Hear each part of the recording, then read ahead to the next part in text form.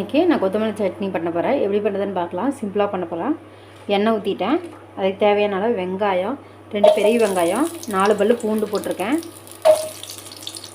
4 வரமிளகா,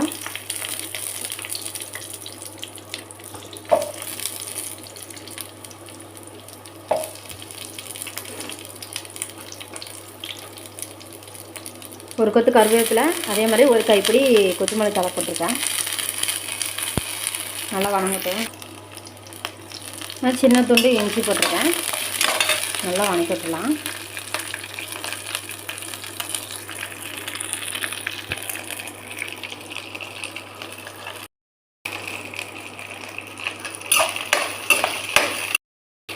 பாருங்கள், கொத்தமல்லி சட்னி பண்ண போகிறேன். இதுக்கு பாருங்கள், 2 பெரிய வெங்காயத்தை பொடி பொடியாக கட் பண்ணி வச்சுருக்கேன் நீள் வாக்கில்.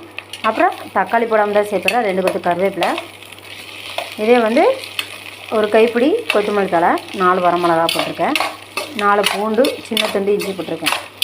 நல்லா வணங்கட்டும். இதுக்கு வந்து நம்ம கடலப்பருப்பு இதெல்லாம் போட்டுக்கலாம். நல்லா வணங்கிட்டுக்கிட்டோம்.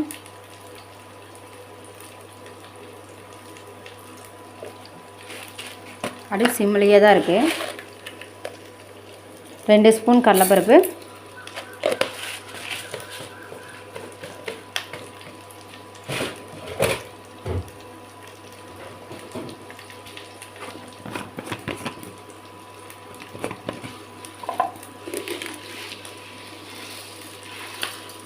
2 ஸ்பூன் உளுத்தம்பருப்பு, நான் உடச்ச பாசிப்பருப்பு இருக்குதுல்ல, அதை தான் போட்டிருக்கேன். உங்களுக்கு எது தேவையோ அது உளுந்தம்பருப்பு போட்டுக்கிறனாலும் போட்டுக்கலாம், அதுவும் நல்லாயிருக்கும். நல்லா இதில் அப்படியே வணங்கட்டும்.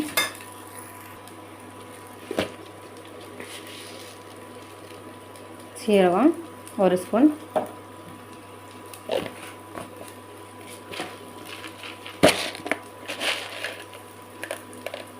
கடுகு, இந்த மிளகு 1/2 ஸ்பூன்,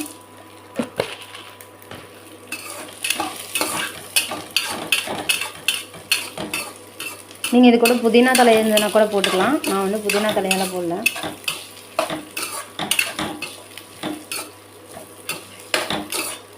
அடுப்பு சிம்மில் வச்சே நல்லா வணங்கணும்.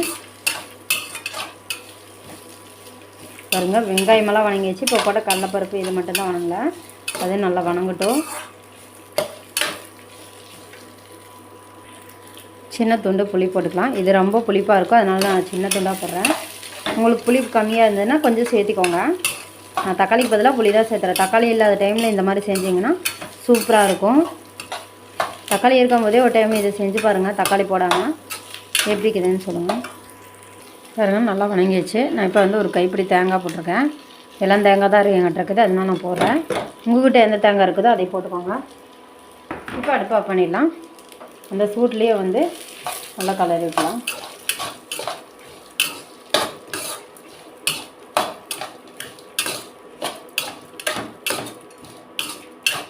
கொஞ்சம் உப்பு இது ஆனதுக்கப்புறம் கொஞ்சம் உப்பு போட்டு அரைச்சிக்கலாம். உங்களுக்கு தேவையான அளவு நீங்கள் உப்பு போட்டுக்கோங்க.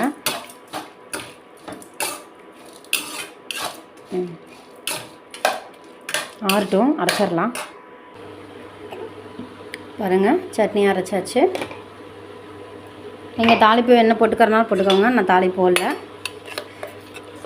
பாருங்கள் எந்த அளவுக்கு அரைச்சிக்கிறேன்னு. நான் இட்லிக்கு தொட்டுக்கிறதுக்காகத்தான் சட்னி பண்ணியிருக்கேன் சைடிஷாக.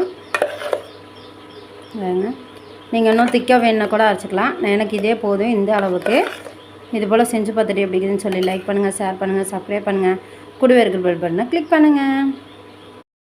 பாருங்கள், இட்லி அப்படியே சாஃப்டான இட்லி. இங்கே பாருங்கள் எந்த அளவுக்கு சாஃப்ட் இருக்குதுன்னு.